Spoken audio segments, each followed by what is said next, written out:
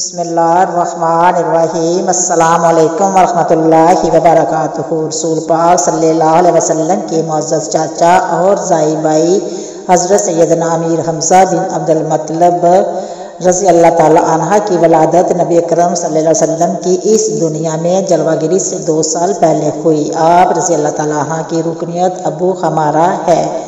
آپ رضی اللہ تعالیٰ عنہ بہت حسین و جمیل اور خوبصورت پیشانی، درمیانہ قد، دبلا پتلا بدن، گول بازو جبکہ کلائیاں چوڑی تھی۔ شمشیر زنی، تیر اندازی اور پہلوانی کا بچپن سے شوق تھا۔ سیر و سیاست کرنا، شکار کرنا من پسند مشغلہ تھا۔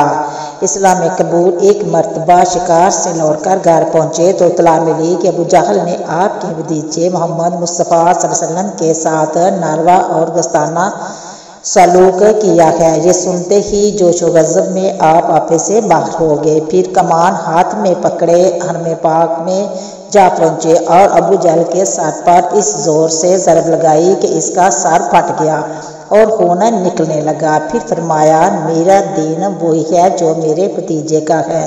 میں گواہی دیتا ہوں کہ وہ اللہ کے رسول ہیں۔ اگر تم سچے ہو تو مسلمان ہونے سے مجھے روک کر دکھاؤ۔ پیارے آقا محمد مصطفیٰ صلی اللہ علیہ وسلم آپ رضی اللہ تعالیٰ عنہ سے بے حد محبت کرتے اور فرماتے تھے، حقائق محبت کے اظہار کے انداز جداگانہ ہوتے ہیں۔ ایک نرالا انداز ملاحظہ کیجیے۔ ایک جانثار صحابی رضی اللہ تعالیٰ عنہ کی بارگاہ میں رسالت میں حاضر ہو کر عرض کی، میرے ہاں لڑکے کی ولادت ہوئی ہے، میں اس کا نام کیا رکھوں؟ آپ رحمت عالم صلی اللہ علیہ وسلم نے ارشاد فرمایا، لوگوں میں مجھے اپنے چاچا حمزہ سے بہت محبت ہے، لہٰذا انہی کے نام پر اپنے بچے کا نام رکھو۔ ایک مرتبہ آپ رضی اللہ تعالیٰ عنہ بارگاہ رسالت میں درخواست کی کہ میں حضرت جبرائیل علیہ السلام کو اصلی صورت میں دیکھنا چاہتا ہوں۔ ارشاد ہوا، آپ دیکھنے کی طاقت نہیں رکھتے۔ آپ نے اصرار کیا تو نبی کریم صلی اللہ علیہ وسلم نے ارشاد فرمایا، زمین پر بیٹھ جائیے۔ کچھ دیر بعد حضرت جبرائیل علیہ السلام حرم کعبہ میں نصب شدہ ایک لکڑی پر اترے تو سرور عالم صلی اللہ علیہ وسلم نے ارشاد فرمایا، چاچا جان نگاہ اٹھائیے اور دیکھیے۔ آپ نے جو ہی اپنی نگاہ اٹھائی تو دیکھا کہ حضرت جبرائیل علیہ السلام کے دونوں پاؤں سبز اور زبرجد کے ہیں، بس اتنا ہی دیکھ پائے اور تاب نہ لا کر بے ہوش ہو گئے۔ رمضان مبارک 1 ہجری میں 30 سواروں کی قیادت کرتے ہوئے اسلامی لشکر کا سب سے پہلا علم آپ رضی اللہ تعالیٰ عنہ نے سنبھالا۔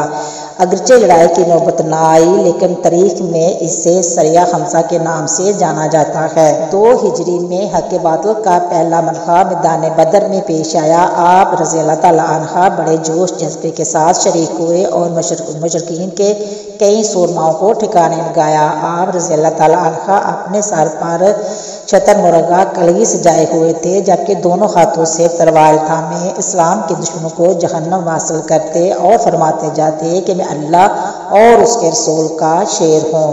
آپ رضی اللہ تعالیٰ عنہ نہایت بے جگری سے لڑے اور 31 کفار کو جہنم وصل کر کے شہادت کا تاج اپنے سر پر سجا کر اس دنیا سے رخصت ہو گئے۔